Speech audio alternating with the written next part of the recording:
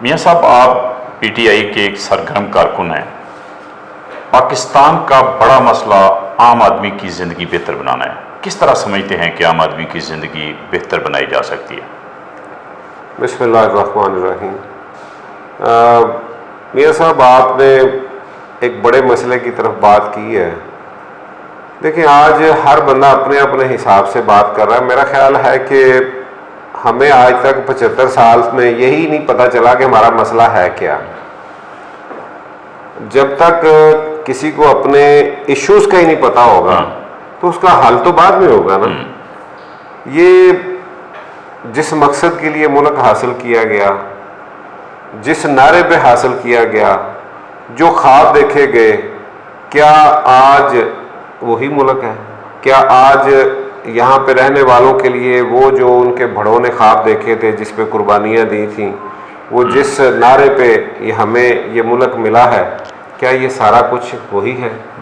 میرا خیال ہے کہ آج تک ہم نے اپنے اصل مسئلے کو نہ پہچاننے کی کوشش کی ہے، نہ ہم نے جاننے کی کوشش کی ہے۔ اسلامی جمہوریہ پاکستان، ہمارے ملک کا نام ہے اسلامی جمہوریہ پاکستان، اور یہاں پہ قوانین جو ہیں وہ اسلامی نہیں ہے۔ وہ یہاں پہ جو پارلیمانی نظام ہے وہ کن کا ہے؟ وہ اسلام والا نہیں ہے۔ پہلے نمبر پہ تو بات یہ ہے کہ سب سے اہم بات کہ ہم نے جس مقصد کے لیے یہ ہم نے حاصل کیا تھا، دو قومی نظریے پہ ہم نے جو ہے نا وہ ایک اس ملک کے لیے قربانیاں دی تھی، کیا آج پاکستان کے اندر اسی طرز پہ جس طرح سے قائد اعظم نے سوچا تھا، جس طرح سے علامہ اقبال نے ہمیں جو ہے نا وہ اپنی شاعری سے جو کہا گیا ہے، جو جس طرح کا ملک وہ چاہ رہے تھے، کیا آج ہم وہاں کھڑے ہیں؟ کہ آج ہم وہ کام کر رہے ہیں؟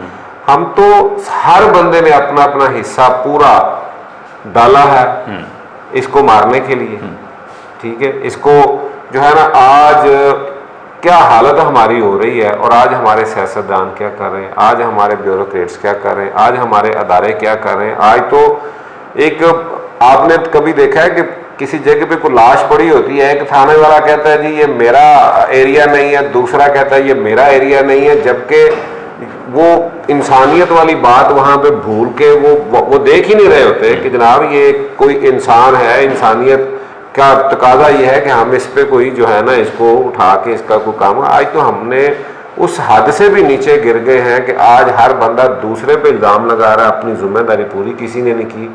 مسئلہ تو یہ ہے کہ تب ہمیں پتہ چلے گا کہ ہمارا جو مسئلہ ہے ہم نے انسانیت کے لیے جس کے لیے ملک حاصل اچھا میاں صاحب، اگر آپ سے یہ پوچھا جائے کہ آپ بتائیں کہ نمبر 1 مسئلہ یہ ہے، اس کا حل یہ ہے، نمبر 2 مسئلہ یہ ہے، اس کا حل یہ ہے، کچھ اس طرح سے سب سے پہلے دیکھیں، میں سمجھتا ہوں کہ ہمارا مسئلہ ہے اخلاقیات، ہمارا مسئلہ ہے انسانیت، ہمارا مسئلہ ہے انسان سازی، جو اس ملک کے اندر بدقسمتی سے ہوئی نہیں۔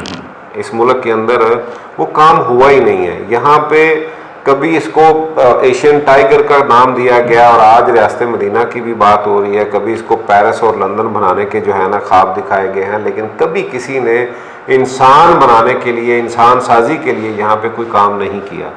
ریاست مدینہ کی آج بات ہو رہی ہے، ریاست مدینہ کی گونج جو ہے وہ آپ دیکھیں کہ میرا اسی پارٹی سے تعلق ہے، میرے لیڈر نے ایک نعرہ دیا، اس کے اوپر جس طرح کی مخالفت ہوتی رہی، اس کے اوپر جو مذاق بنتے رہے، اس کے اوپر جو جس طرح کا کام ہوا ہے، دیکھیں 1400 سال پہلے اتنا بڑا کام جو کیا ہے وہ کن لوگوں نے کیا ہے؟ آپ ان کے بارے میں اس وقت کی جو سپر پاور تھی ان کو کیا کہتی تھی کہ یہ زمین پہ بیٹھنے والے لوگ، یہ وہ جو جانور گو جسے کہتے ہیں وہ کھانے والے لوگ، یہ ہم سے بات کریں گے؟ اور پھر آپ نے دیکھا کہ پوری دنیا کے اوپر وہ چھا گئے، وہ دنیا کی ان سپر پاورز کو انہوں نے کس طرح سے شکست دی۔ اور وہ تربیت تھی نبی صلی اللہ علیہ وسلم کی صحبت کی، آپ نے اپنے صحابہ کرام کو اس طرح سے تیار کیا۔ حالانکہ اس طرح ہوتا نہیں ہے کہ ایک لیڈر کی موجودگی میں جو ہو جائے اس کے بعد اس کے جو ہے نا وہ جن کی وہ تربیت یافتہ لوگوں نے اس طرح کا انقلاب برپا دنیا کے اندر ایسے نہیں کیا۔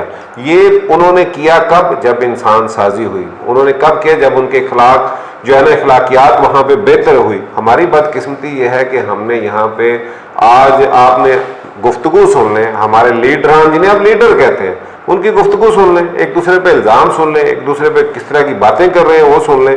کیا یہ کوئی اسلامی معاشرہ ہے؟ کیا یہاں پہ انسان سازی ہوئی ہے؟ اچھا میاں صاحب، میں میاں صاحب ایک چھوٹی سی، یہاں پہ بات معاشیات کی ہوتی ہے، یقین مانے کہ معاشیات سے بڑا مسئلہ اخلاقیات کا ہے ہمارا۔ آپ نے پہلا مسئلہ بتایا کہ پہلا مسئلہ میں سمجھتا ہوں کہ اگر ہم انسان سازی پہ زور دیں، اگر ہم انسانیت پہ زور دیں، تو یہ سب سے پہلا ہمارا مسئلہ، اور اس کا حل بھی یہی ہے کہ ہم اس پہ جو ہے نا وہ اس پہ کام کریں، اور اگر ہم اس کو انسان بنانے میں، انسان سازی پہ کامیاب ہو گئے تو انشاءاللہ یہ ہمارے باقی ہم مسائل سے نکل۔ اچھا، کیا آپ سمجھتے ہیں کہ پاکستان ایک صحیح معنوں میں اسلامی معاشرہ بن سکتا ہے، یا اسلامی نظام جو پیغمبر اسلام صلی اللہ علیہ وسلم کے دور میں تھا یا صحابہ کے دور میں تھا اس جیسا ایک یعنی پاکستان جو ہے اس طرح کا بنایا جا سکتا ہے؟ دیکھیں یہ میاں صاحب دو ملک ہیں دنیا کے اندر جو مذہب کی بنیاد پہ بنے ہیں، ایک اسرائیل ہے اور ایک پاکستان ہے۔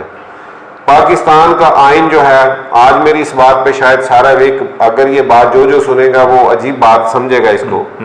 دیکھیں اسرائیل کتنے لوگ ہیں، ان کی آبادی کتنی ہے، وہ بالکل آٹے میں نمک کے برابر بھی نہیں ہے دنیا کے اندر، وہ شاید 1.5 کروڑ سے اوپر شاید ان کی آبادی بھی نہیں ہے، ٹھیک ہے۔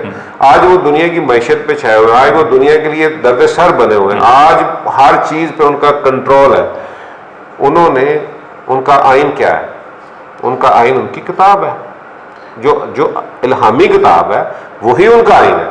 ہماری بدقسمتی یہ ہے کہ جب قائد اعظم سے یہ بات کہی گئی تھی تو آئین کی بات ہوئی تو انہوں نے بھی یہی کہا تھا کہ ہمارا 1300 سال پہلے ہمارا آئین بن چکا، ہمارے پاس آئین موجود ہے، ہم نے آگے اس کو فالو نہیں کیا۔ آج بھی ہم اس کتاب کو اگر اپنا آئین بنا لیں، اس پہ عمل کریں، اور اس کو اگر ہم اس طرح سے پڑھیں، اگر ہم اس کو صرف خالی جہاں پہ وہ ثواب کی نیت سے اس کو جو ہے نا وہ تعداد اس کی جو ہے نا وہ اس پہ چھوڑ کے اگر اس کو ایک جو اللہ تعالیٰ نے ہمیں وہ نظام دیا ہے اس کے اندر، اس پہ اگر ہم عمل کریں تو کیوں نہیں ہو سکتا؟ وہ سارا کچھ ممکن ہے، کیونکہ نبی صلی اللہ علیہ وسلم کی سنت پہ عمل کرتے ہوئے اگر صحابہ کرام نے اتنی بڑی بڑی جو طاقتیں تھیں اس کی ان کو شکست دی ہے، تو میرا نہیں خیال کہ یہ آج نہ ہو سکے۔ اس کے بعد پھر صحابہ کرام کے بعد پھر آپ نے حضرت عمر بن عبدالعزیز کا دور بھی دیکھا ہے، یہ پھر آپ نے سلطان صلاح الدین ایوبی کو بھی دیکھا ہے۔ پھر مسلمان جب بھی جو ہے نا وہ اگر اس آپ کے اسوہ پہ چلنے کی، آپ کی ہدایات پہ چلنے کی کوشش کی ہے تو دنیا کے اندر مثالیں موجود ہیں۔ آج اگر پاکستان کے اندر ہمارے حکمران اسی پہ چلیں، نام تو یہ سبھی لیتے ہیں، آپ دیکھیں کہ خلفائے راشدین کی بات کرتے ہیں، اس نظام کی بات کرتے ہیں، بار بار جو بھی آئے گا اسٹیج پہ تقریر کرتے ہوئے حضرت عمر رضی اللہ تعالیٰ عنہ کا ذکر کرے گا، حضرت عمر بن عبدالعزیز کا ذکر کرے گا، لیکن بدقسمتی یہ ہے کہ وہ صرف اسٹیج کی حد تک ہے، وہ صرف لوگوں کو سنانے کی حد تک ہے، وہ صرف اچھا میاں صاحب، میں انٹرپشن کی معذرت چاہتا ہوں، کیا یہ بات بھی ہمارے علم میں ہے کہ پہلے جو 4 خلفاء تھے جن کو ہم خلفائے راشدین کہتے ہیں، ان میں سے 3 جو ہے وہ شہید ہوئے اور مسلمانوں کے ہاتھوں ہی ایک دوسرے کے ہاتھوں میں شہید ہوئے؟ دیکھیں یہ جو ہے نا اس پہ جنگ جمل، جنگ صفین، جنگ نہروان، وہ بھی اسی دور میں ہوئی۔ میاں صاحب یہ مذہبی ایسے معاملات ہیں جن پہ ہمیں جو ہے بہت زیادہ جو ہے نا محتاط رہ کے بات کرنی چاہیے، احتیاط سے بات کرنی چاہیے۔ دیکھیں اس کی مثالیں، اس کی باتیں نبی صلی اللہ علیہ وسلم پشین گوئی پہلے کر چکے تھے،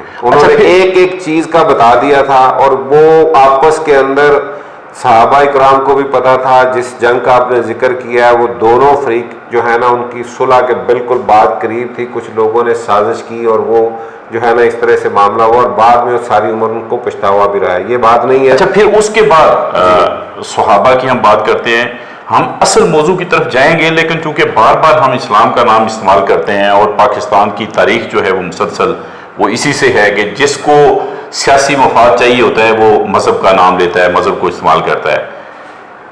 صحابہ کے بعد جو بنو امیہ، بنو عباس کی جو لڑائیاں ہیں، اور اب تک کی تاریخ میں مسلمانوں کا اتحاد جو آپ کو کس قدر نظر آتا ہے؟ آپ کو نظر آتا ہے کہ کوئی خلفاء کی جگہ پاکستان میں لینے کے قابل ہے؟ نہیں، اصل میں دیکھیں اگر تو اس پہ ہم کوشش کریں، اگر اس نظام کی طرف جائیں، خلافت کی طرف اگر جائیں گے تو پھر ہمارے تو یہاں پہ آج کسی بھی نوجوان سے پوچھ لیں، آج ہمارے سیاستدانوں سے پوچھ لیں، ان کو تو یہ खिलाफत वाले निज़ाम का ही नहीं पता। वो तो देखे ना, एक पार्लिमानी निज़ाम है, एक सदारती निज़ाम है, उससे बाहर वो निकल ही नहीं रहे। अगर वो उस तरफ जाएंगे, उसके सम्राट का उन्हें पता हो वहाँ पे भी कौन लोग आएंगे, वो आपको पता है कि वहाँ तो मेयार ही अलग है। वहाँ तो मुत्तकी और परहेजगार लोगों की एक मजलिस है, उसमें से आना है। और फिर एक अहम बात, सबसे अहम बात जो है कि कोई बंदा अपने आप को इसके लिए पेश नहीं कर सकता कि मैं इस ओहदे के लिए या मुझे ओहदा चाहिए। तो इसके लिए नबी सल्लल्लाहु अलैहि वसल्लम ने इसकी मुखालफत फरमाई। आपने कहा कि अल्लाह ताला उसकी मदद नहीं करते। जो बंदा खुद से ये चाह रहा हो, जिसके जुमे डाल दिया जाता है, फिर अल्लाह उसकी मदद करते हैं। उसकी मिसाल आपने देखा है कि बाद तबा ताबईन में जो हज़रत उमर बिन अब्दुल अजीज हैं, उनका दौर आपने देखा, वो खुलफाए राशिदीन की याद जो है ना वो ताज़ा की उन्होंने। उनको तो पता भी नहीं था, उनको तो इल्म में भी नहीं था कि उन्हें जब खलीफा बनाया गया।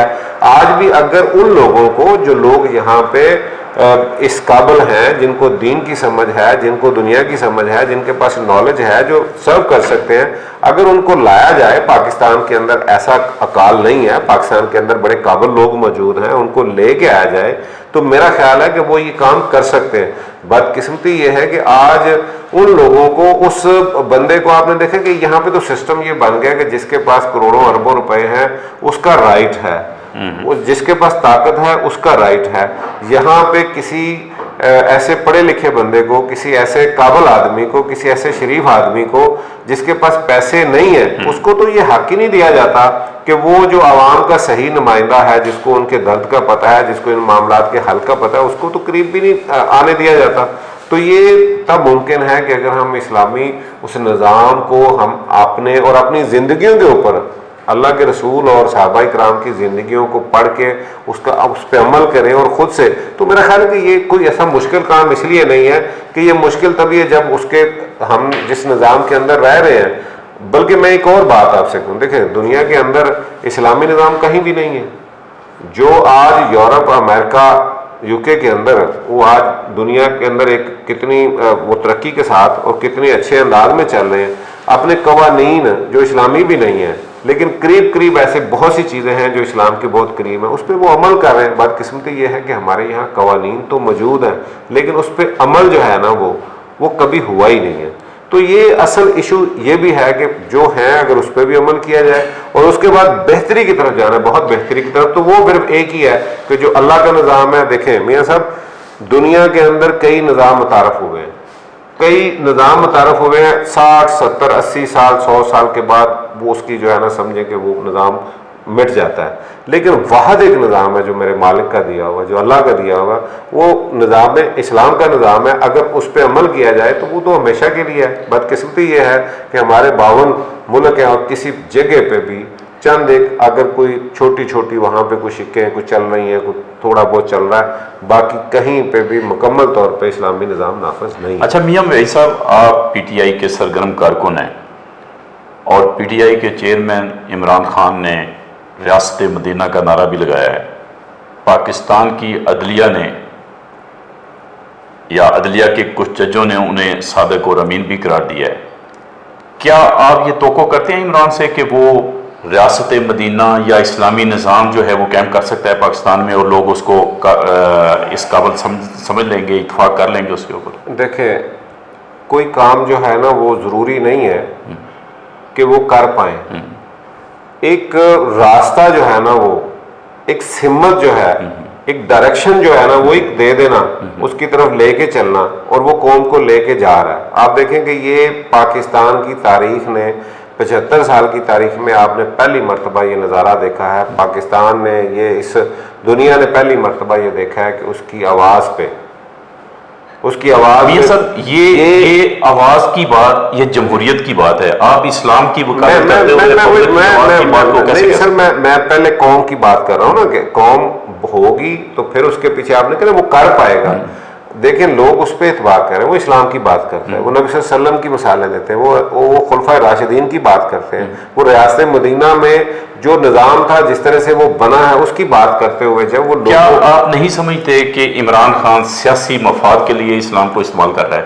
نہیں، میرا نہیں خیال اس کی وجہ یہ ہے کہ اس کے پاس اگر یہی بات کرنی تھی تو وہ جہاں پہ رہے ہیں ویسٹرن، آپ کو پتہ ہے کہ ساری زندگی ان کی جیسے گزری ہے، وہ اس پہ زیادہ بہتر بات کر سکتے تھے. لیکن اللہ تعالیٰ جب کسی سے کوئی کام لینا چاہتا ہے، اور میرا یہ خیال ہے کہ میں سمجھتا ہوں کہ جس طرح کے اتار چڑھاؤ خان صاحب کی زندگی میں آئے ہیں، جس طرح کے معاملات ہوئے ہیں، اللہ نے کوئی کام ان سے لینا، اور انشاءاللہ کیا کام بھی یہی ہوگا کہ وہ ایک ڈائریکشن جو اس نے، کیا آپ یہ سمجھتے ہیں کہ اس وقت بحثیت ایک اسلامی ریاست کے سربراہ کے، ایک خلفاء کی جگہ لینے کے، وہ اس وقت اپنی ذاتی زندگی میں اس نے اسلام اس طرح سے نافذ کر لیا ہے؟ سر دیکھیں، میں پہلے نمبر پہ تو ہم تو ان کی خاک کے پاؤں کی خاک کے برابر بھی، آپ کو پتہ ہے کہ صحابی سے تو ساری دنیا کے جتنے مرضی بھی نیک، جتنا مرضی کوئی بندہ بڑا ہو جائے، وہ تو صحابی کی پاؤں کی خاک کے برابر بھی نہیں ہے.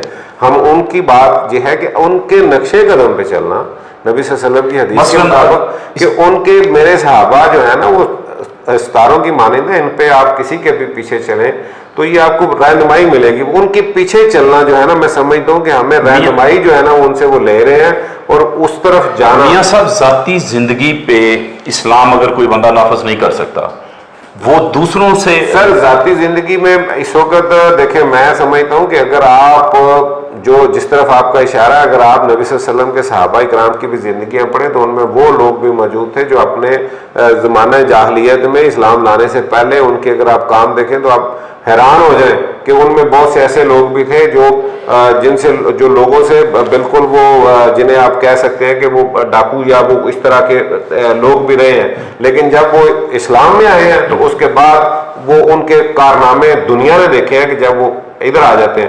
اب یہ بات جو ہے نا کہ کسی بندے کی بھی جب وہ اس کی پچھلی زندگی کس طرح سے گزری ہے، یہ معاملہ پچھلی زندگی چھوڑے، اس وقت اسلام کی زندگی اسلام کے مطابق ہے. میں سمجھتا ہوں جی اس وقت وہ اسلام کے مطابق ہے. میں سمجھتا ہوں کہ بالکل اس کا جو ایک مسلمان کی ہے ذمہ داریاں وہ پوری کر رہے ہیں. وہ جو اسلام کے لیے ہے وہ اس وقت آج کے دور کے اندر وہ بہت بہتر مسلمان ہے، ہم میں سے بہت بہتر ہے. ہم سب نے سنا، بہت ساری باتیں ہوئی. عمران خان نے سائیکل پہ چلنے والے یورپین حکمرانوں، وزرائے اعظم کی مثالیں دی، حضرت عمر کی مثالیں دی. اس وقت جو اس کی زندگی ہے وہ اسی طرح سے ہے، سادگی وہی ہے. مجھے بتائیں کہ کیا اس کے پاس، مجھے اس کی زندگی میں کوئی اس طرح کی بات بتا دیں کہ اس کا کھانے کی بات بتا دیں، اس کے پہننے کی بات بتا دیں، اس کی جو لگژری جس طرح کی لائف جو ہے نہ بتائیں. اس کی لگژری لائف ہے ہی نہیں، وہ تو بالکل ایک سادہ زندگی اس طرح سے گزار رہا ہے. میاں صاحب ہم نے دیکھے ان کے انڈر گورنر کے ساتھ مجھے جو موقع ملا ہے وہی گورنر ہاؤس جہاں پہ لوگوں کے کھانوں پہ لاکھوں کا خرچ ہوتا تھا، وہاں پہ چائے اور بسکٹ کے علاوہ کسی کو کچھ ملتا نہیں تھا. تو یہ بات وہاں پرائم منسٹر ہاؤس کے اندر یہ لوگ گلا کرتے رہے ہیں، مذاق کرتے رہے ہیں کہ جناب سارا دن 2-4 گھنٹے خالی چائے کے اوپر جو ہے نا وہ میٹنگ کر دیتا ہے بندہ. ایک اس طرح اس کی زندگی اسی طرح کی ہے. وہ نوکروں کے ساتھ بھی بیٹھ کے کھا لیتا ہے، وہ ڈھابے پہ بیٹھ کے بھی کھا لیتا ہے. اس کے لباس کی اس کو کوئی اس طرح کی بات نہیں ہے. آپ نے دیکھا اس سے سادہ اور کیا بندہ آپ کو ملے گا.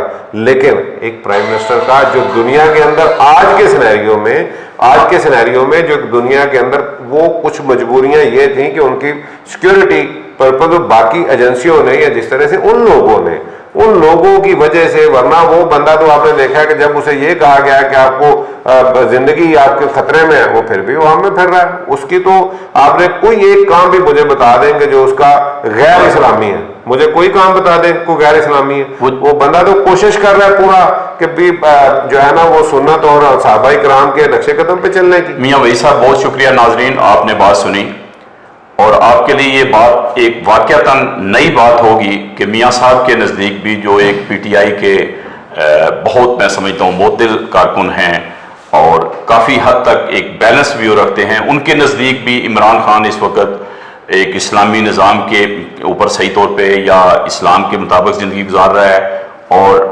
ایک اسلامی ریاست کا صحیح حقیقی اسلامی ریاست کا سربراہ ہونے کے اہل ہے. بہت شکریہ.